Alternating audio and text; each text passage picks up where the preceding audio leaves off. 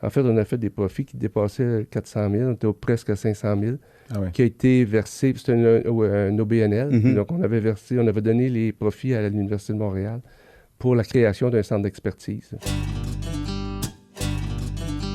Puis je m'en voudrais de ne pas mentionner ce que tu as fait de non médical, mais plus du côté quand tu es monté dans la hiérarchie un peu pour aller faire les levées de fonds, dans ton vice-décanat aussi. Avant, il y a eu le congrès de non, mais il y a eu le congrès de billetterie 2004, oui, qui est un événement majeur. dont tu portes le T-shirt aujourd'hui, d'ailleurs, c'est ça, fièrement.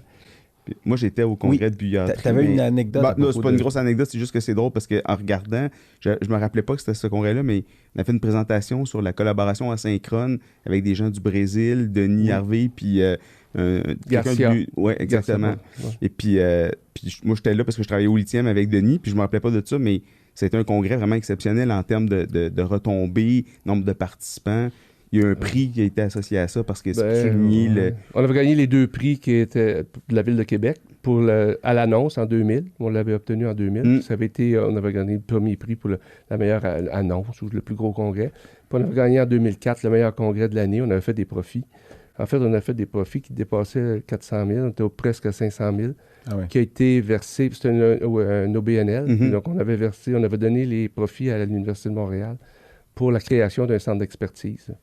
Le centre d'expertise en santé bovine à l'époque, qui est devenu santé animale, puis qui est actuellement le CERC, le centre d'expertise en recherche clinique en santé et bien-être animal. Ça a été le point de départ de ce fonds-là, en fait. C'est ce qui a parti le... Exact. C'est pour ça que je voulais en parler, parce que le rôle de directeur est arrivé par la suite. En 2005 après. Puis ça, c'est comme un jalon important, parce que je veux dire, c'est un succès incroyable.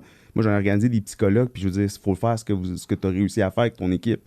Fait que c'est pour ça que je voulais juste en parler, parce que ça a été comme un point de départ de toutes ces longues années après. On avait une bonne équipe aussi. On avait du monde, on avait rassemblé des gens, puis j'avais eu la prémonition d'avoir des gens du gouvernement du Québec, du MAPAC, et des gens du fédéral qui nous ont aidés à obtenir des fonds, ouvrir des portes, puis il fallait faire attention parce qu'il y avait le SRAS à l'époque, je ne sais pas si vous vous rappelez, en 2004.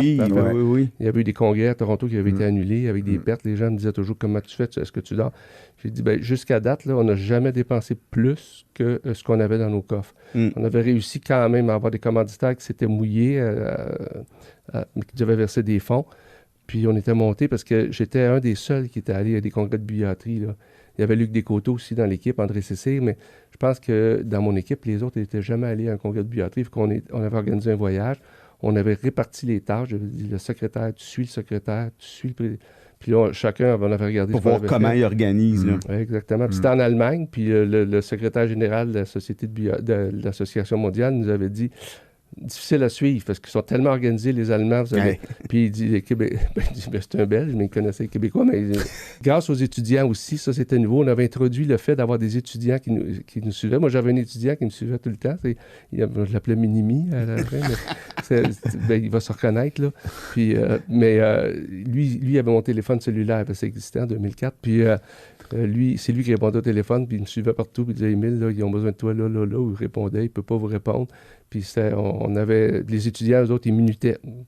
Puis, parce qu'en Allemagne, même si c'était bien organisé, ça sautait, là, des fois.